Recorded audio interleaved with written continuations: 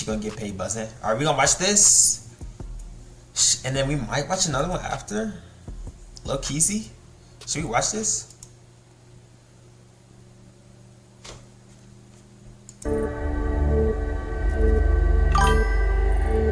Bro, Jay, are you serious? Alright, let's watch this, Joe. Reddit is a great place to share all sorts of information, and therefore it's also home to some of the most disturbing stories online. Personally, it's where I end up finding most of the content for my videos. Tonight, I've prepared 4 stories ranging from only slightly disturbing to very disturbing. So sit back, relax, and enjoy the video. Buzzing? 2 years ago, the entirety of Serbia was shaken when a 13-year-old boy opened fire in an elementary school. 9 students and 1 security guard were killed in the incident, while 7 others were injured. The shooter surrendered himself to the police shortly after the shooting occurred. However, 13 years is too young to be held criminally responsible in Serbia. Therefore, the legal charges fell onto his parents. His father, who had taught him how to shoot, was sentenced to 14.5 years in prison, while his mother was sentenced to 3. What's especially chilling is the level of preparation involved. Investigations found that the assailant had been planning the shooting for about a month, having prepared a list of students to target and a dedicated path through the school. Teachers later described him as quiet and academically successful, the kind of description attributed to someone you'd never expect this action from, and the kind that makes your skin crawl in retrospect. In the aftermath of the incident, the minimum age of criminal responsibility in Serbia was lowered to 12 years old. Amnesty was granted to Serbian citizens who chose to surrender their illegal or unregistered firearms, of which 78,000 were handed over to the government, and 1,200 police officers were hired to improve security in schools. I think it was. The Belgrade shooting was a clear-cut. Bro,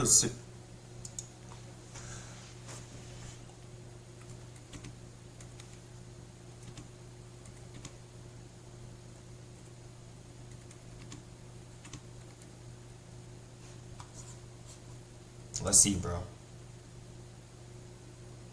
Bro, you're right. Eastern Europe.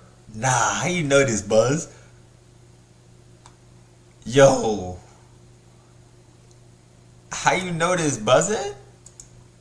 A tragedy, and has forever left its mark on Serbia, but you don't remember, and for some reason, Indonesia as well. Fast forward to 15 days ago as I'm writing this.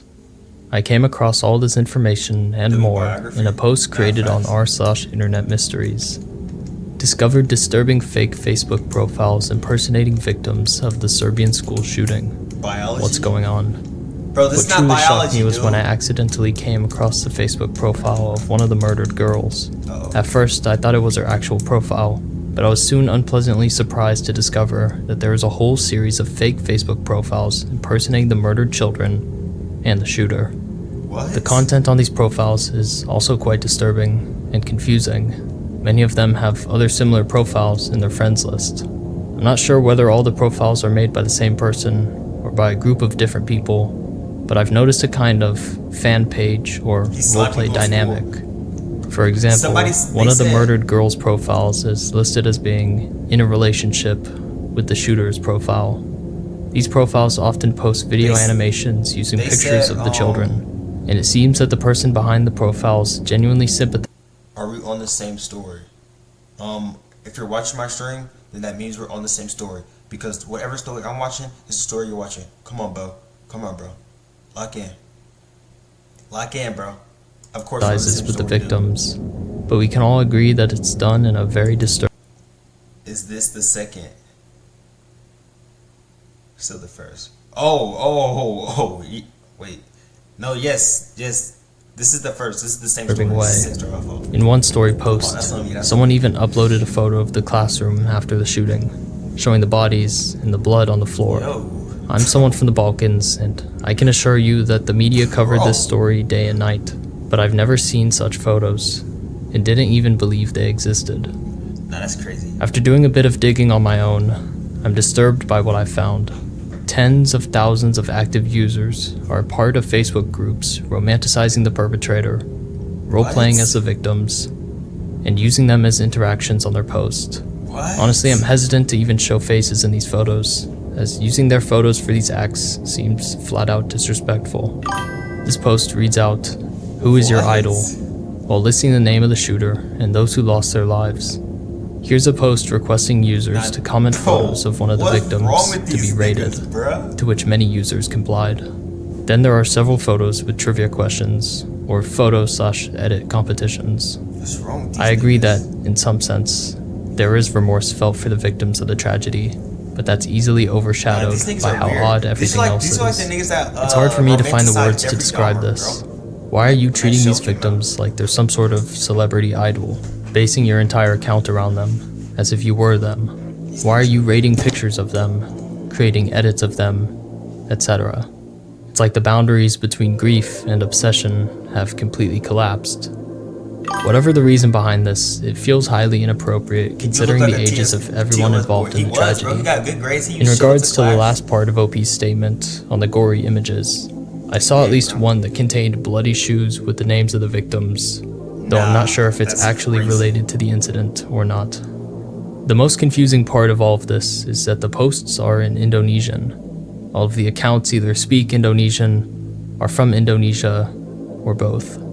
That isn't to say that you're not allowed to grieve for the victims, no matter where you are in the world, but what is it about this incident in Belgrade that latched onto a specific corner of the internet in Indonesia?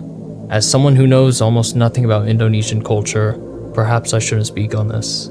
I won't say that the romanticization of murderers doesn't exist within the US, as I've seen more TikTok self-ships with serial killers than I care to admit, but I've absolutely not seen something of this scale, and certainly not with young students. I'm from the Balkans too, so I usually stay away from this topic. It's just creepy and disturbing. But I'll add one little thing. If you ever want to dive into something really f***ed up, look into the weird true crime RP scene on Facebook, especially with Indonesian accounts. There's this whole subculture where people romanticize victims and killers, sometimes without really understanding the context. They turn real tragedies into some kind of twisted fanfiction. I think everyone who sees this is going to interpret it differently. As OP stated, some posts genuinely express sadness over the incident and the students who were killed, but on Reddit, a large majority of the posts are seen as disrespectful or creepy, and as someone out of the loop, I have to agree with that. Perhaps this is a consequence of the digital age. In a world where we are highly exposed to explicit content, where entire generations had unrestricted access to sites such as LiveLeak, we've become desensitized to tragedies and can no longer process or react to them as people did in the past. Weird though. Having role-playing dead niggas is Arcades are supposed to be a safe haven of fun for all ages, though particularly for children. A place where you don't have to worry about the outside world and can simply immerse yourself in DDR or whatever you like to play. But imagine your favorite machine no longer displayed a game, but instead, 2 missing children from 1977 and 1982. Several years ago, posts began flooding into Reddit documenting user encounters with these machines. And this wasn't just one location. This was all around the US. Greenville, South Carolina, Dallas, Texas. Practically any arcade with this machine. The Cent mini golf cabinet. The boy on the left is Taj Allen Merriman, born May 17th, 1982. That's seen in Darrington Valley, Pennsylvania. On the right is Stephen Philip Curtis, born March 3rd, 1977. That's seen in Hoquiam, Washington. And on top is a phone number leading to the US Missing Children Hotline. Now these are 2 different time periods and 2 very different locations, so we can assume these children have nothing to do with each other. And now we're left with the most common question I ask myself while creating these videos. Why? Why are 2 missing boys from so long ago plastered to the screen of mini golf machines all across the country? The easiest way to get to the bottom of this is by looking into the boys themselves. The furthest back I've found mentions of this screen is in an Atari forum from 2013. Years ago, I remember seeing a mini golf arcade game in a gas station near me, I wasn't able to play it, but I remember watching the demo and seeing the screen with the 2 missing boys pop up. That was the only time I've ever seen that done in an arcade game. I always wondered what became of the 2 boys shown in minigolf, and recently decided to look into their cases. Taj Allen Merriman's fate was easily found. It seems his was a family abduction, and he was found safe on July 12, 1985 in Georgia. That was the date the mother was arrested for the abduction, according to the Beaver County Times. I haven't been able to find anything on the other boy though. OP's right. In a newspaper from 1985, we can see that Taj Allen Merriman was abducted by his mother during a custody battle, but was shortly thereafter returned to his father. The story of Stephen Philip Curtis is a bit more complicated. While I can't find any reports online about his disappearance or his status as a missing person, forum users were able to find someone with the same name and age living in Washington. For now, we can just assume that he's safe and sound, despite whatever caused him to be listed as missing. As I mentioned earlier, the only machine these missing screens showed up on was the Cent minigolf machine. Cent Technologies was an arcade game company founded in 1982 by ex-Atari employees. However, it went bankrupt shortly after in 1988, but not before producing quite a few games. Members of the Vintage Arcade Preservation Society discovered that these missing children screens were also present in 2 other games, Gimme a Break and Stompin'. However, these were completely different children, meaning that there were 6 missing children in total. Melinda Marie Smith, no information. April Rose Yates, believed to have been taken by her non-custodial father. Daniel Godfrey Owens, no information. Charles Brandon Morris, seems to reside in Tennessee as a doctor, though this could just be someone with the same name in the same state. No information about him being missing. Yes, I know who the 6'7" kid Honestly, is, I'm bro. shocked that I found next to nothing about these children, not even in official missing persons databases. You'd think I'd be able to find something about the Hide and Seek Foundation, whose logo appears on all of these screens, but it's difficult to confirm that this foundation even existed in the first place. Wait, so it's Internet fake? sleuths were so intrigued by these missing children reports that they reached directly out to those who had worked with Cent Technologies before the company went under, namely an ex-Atari engineer, Dennis Coble. In an interview between Dennis and a Scott Bro, we don't know Stilfen, that yet, bro. Dennis answers, to the best of his knowledge, the story behind these children and why their pictures appeared in his arcade machines. Do you recall anything about the digitized photos of missing kids in certain Cent arcade games and how Cent came to include them? Yes, I have some memories of those days, but after 30 years I won't be able to guarantee the veracity of those 30 memories. years is crazy. I have a slightly different recollection of those FBI photos than do the other people you've asked. Near the end of the minigolf game's creation, I recall someone suggesting that we implement the missing children feature. Although the game was finished at the time, I recall adding the switch controlled feature fake, to bro. a revision It's of the not ROM. fake, young blood. The code was very simple, and it consisted of a timer, a check for whether the feature was enabled via the onboard option switches, and the display of a static screen showing the children. The option switch could be enabled or disabled, which is why sometimes you see the feature and sometimes you don't, depending on how tech-savvy the operator was and whether or not they wished to enable the feature or not. Do you agree that this was most likely something that the FBI approached Cent with? I really don't know who initiated the Missing Kids project, but it seems likely the FBI did request it. You have to remember though that Cent was a very small company, and I would be a little surprised if the FBI knew of us directly. Really couldn't say. Do you recall how the digitized photos were implemented? Did you or someone at Cent digitize the photos? All I know is that we were given a completed screen, just like the final product you've seen. So there you have it. Someone, most likely the FBI, provided these images to Cent to implement into their games. While this doesn't exactly clear up every question we had, such as the status of the remaining missing children, this does give us a better understanding of what happened here. If you'd like to play the game yourself, versions of Cent's minigolf game exist online, and still contain the idle screens that confuse quite a few arcade goers. Still on there? So it's real. Yo, should I add this song to my intro? Bro, I really think this is a 20-mile road into Arches National Park. You come to this area known as the Devil's Garden. There's a walk that goes out about 3 miles. I believe I found a body on a Boy Scout campout 10 years ago. Like the title says, I believe I found a buried body on a Boy Scout camping trip about 10 years ago. I'd like help finding the site. The trip was somewhere in the mountains of Utah. It was located somewhere in this area. I think I remember needing to pay to get up to where the campsite was, meaning it was probably inside one of the national forests, but I don't remember it being near any other campsites. This is a picture of what I remember. Like I said, it was 10 years ago, so it's not super detailed. The body was in a trash bag that was buried next to some bushes. I had unburied part of it with a shovel and ripped a hole in the bag to see what looked like a plaid shirt before one of my scout leaders made me fill the hole. This immediately raised red flags amongst Reddit users, as the scout leader's actions come off as quite suspicious. Do you still have contact with anyone from your troop or your scout leaders? Unfortunately not. My parents might still be in touch with one of them, but I have no idea where the other leaders may be. I know exactly what you're talking about. I brought it up with the other scouts a few years back, and none of them remembered where it was. If the scout leader had them bury it, I'm not sure they're the person to talk to for answers. Unless he later called in police and just wanted to keep the kids away from it for the moment. It was difficult to find any leads for this, as OP didn't exactly have the memory to confirm where this took place, nor could they get into contact with any of the scout leaders at the time. However, one user did have a similar experience around the same time and location that OP mentioned in their post. I didn't make it up, it's an actual place. In either 2010 or 2011, I had a very similar experience in the same area.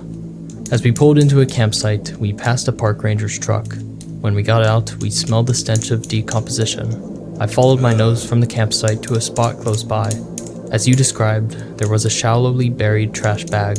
I poked a hole in the bag with a stick, and out popped a bone. Looked like a rib, just poking out of the bag. I was ready to nope out of there, but also felt a responsibility to alert someone to this possible shallow grave. We walked back to the park ranger's truck and began looking for him. We may have called out for him, I don't recall, but he shortly came back to his truck out of the woods or from another campfire spot. We told him about what we'd found. He stopped us and said people routinely came up. Wait. So, are we saying right now that the scout leader, Camp Master, killed one of these little niggas? And buried one of these little niggas? Nah. Up to there to party and leave huge messes. He said he had personally buried the bag we had found. Apparently the previous occupants of that spot had left a lot of meat in beer cans. Why a forest ranger would bury it instead of carrying it out, I have no idea. Bro. The thought occurred to both my wife and I that maybe this dude was a murderer and was trying to cover up his kill. He did end up putting some pressure on us to leave, saying this spot got pretty loud on the weekends. He said we wouldn't be able to sleep if we camped there, and suggested we go down the hill to the paid campground we had passed. There was an eerie sense that he really wanted us to leave, but I know that's subjective and colored by my adrenaline at having found what I thought could be remains. I'm pretty sure this is the campground down the hill we ended up staying at. The commenter links a location that does fall within OP's original map, though that doesn't confirm that these two events were related, nor that either of them were actually malicious. Exactly, I didn't say that. A name thrown around by a few commenters, including the user whose story I just read out, was Susan Powell. In the last few days of 2009, a year or so before OP allegedly found the trash bag body, an entire family was reported missing in West Valley City, Utah, just outside of OP's map. So Susan and Joshua Powell and their two sons were only missing for about a day, when Joshua and the two boys returned home without Susan. Joshua was immediately taken into questioning as a person of interest in the disappearance of Susan Powell. However, he stated that he took the two boys out camping and left Susan asleep at home. Despite the fact that it was blizzarding outside, the eldest son confirmed that the camping trip did happen. However, he stated that his mother came along with them. Upon searching the Powell residence, Susan's blood was found, along with a handwritten letter from Susan expressing fear for her life. In 2012, police released documents regarding Joshua's activities leading up to the disappearance of his wife, liquidating her retirement accounts, canceling her regularly scheduled chiropractic sessions, and discussing with coworkers how to hide a body in an abandoned mineshaft in western Utah. Due to the pressure from law enforcement, Joshua packed his bags and took his 2 sons to permanently live with him in Washington. Fast forward 2 years, and Joshua ends up killing himself and his 2 sons after spreading gasoline throughout their house and igniting it. To this day, Susan Powell's body hasn't been found, despite numerous attempts, and it's widely believed that Joshua was the one who killed her. The reason I, and a few Redditors, mention this case is because it takes place relatively around the same area at the same time. It was only after I began writing this that I noticed Joshua's line about being on a camping trip during the time of Susan's disappearance, lining up with the campsite locations mentioned by prior users. So did these 2 Redditors happen upon Susan Powell's body? There's really no way for us to know, though I will mention one last detail. From 1913 to 2019, the Church of Jesus Christ of Latter-day Saints was heavily involved with the Boy Scouts of America. OP even goes on to confirm that his Boy Scout troop was associated with the Latter-day Saints. So therefore, it's possible that the suspicious troop leader who stopped OP from uncovering the body was also a member of the Latter-day Saints. Coincidentally enough, both Joshua and Susan Powell were, at some times in their life, members of this very church. This could mean anything, or it could mean nothing. That nigga buried Susan Powell. This isn't the first time that I've covered someone hearing strange noises in their home, and it probably won't be the last. 5 years ago, one Reddit user took to r/RPI after hearing the word Venus coming from somewhere inside their apartment. Are we being stalked or recorded? Need advice on what it could be. I'm a college student and I basically live in 2 apartments. I stay at my brother's apartment a lot, but I mostly stay at my own apartment that I share. I live with my friend who is a pretty attractive girl, so I always worry that she would be an easy target for a stalker or a creep. There have been some weird suitors in the past couple of years, but nothing like stalking. So today we got a Christmas tree for the apartment and we were just chilling in the living room when we heard a device make a swooshing sound from the next room over. And then there was an Alexa-type male voice recording saying the word Venus. It sounded as if a device was turning on or off or something like that. I go over there and see if one of our phones went off, but there weren't any mobile devices or speakers in the kitchen. I go back in the living room and we check our phones to see if one of us got a message, but neither of us did. She asked me if I was fake story, but I immediately asked her the same thing. This kind of freaked her out, and with my paranoia, I immediately thought it could be some sort of recording device or something to spy on her. In my research, the only thing I could come up with that could have possibly made the Venus noise was maybe an LG Venus phone turning on. It's a burner phone that has a decent camera. This could potentially be terrifying if there's a cell phone turning on in our apartment that we've been living in for over 5 months. Bro, neither of us own any extra phones, this isn't him. This especially is on a burner. I need to know what this could be. OP goes on to mention that he's heard additional noises from the upstairs neighbors, such as vibrating, and a sound equivalent to someone dropping a bowling ball on the floor. The latter incident happened at night, when none of the upstairs lights were turned on. Bro, Jay. So what could this be? Sure. Looking into the Venus LG phone, in a video from 17 years ago, this specific model seems to perfectly recreate what OP heard. Hold on, let's hear it.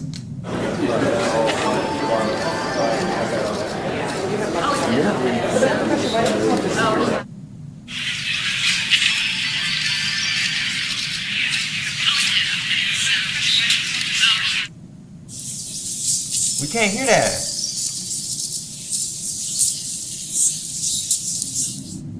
I know it's difficult to hear with all the people talking, but after listening countless times, I swear I hear it say Venus. Bro. Entertaining the idea that this is a device in question, using a phone this old seems less than optimal for spying on someone, but not impossible, as it does have a camera.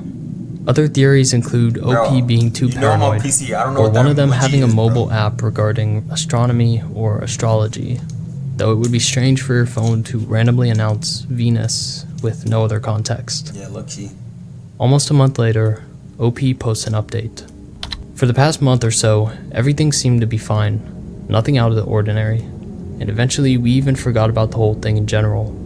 Then we started hearing a weird noise outside that sounded like an intermittent buzzing or hum toward the back of the house where the bathroom window is located. How does somebody even come up with Houses this? make weird noises all the time, so I told my friend not to worry about it because there's nothing in that little alleyway on the side of the house besides an air conditioning unit. A couple days later, I went around the house to check it out. When I turned the corner, I saw a metal bench that wasn't there a couple weeks ago. A bench is no big deal, especially when you're renting a house. The owner is going to store some... When did this video come out? 2 months ago? I can't put it past them. The thing that weirded me out was that it was intentionally put right under our bathroom window. I took a pic of it because something about it rubbed me the wrong way.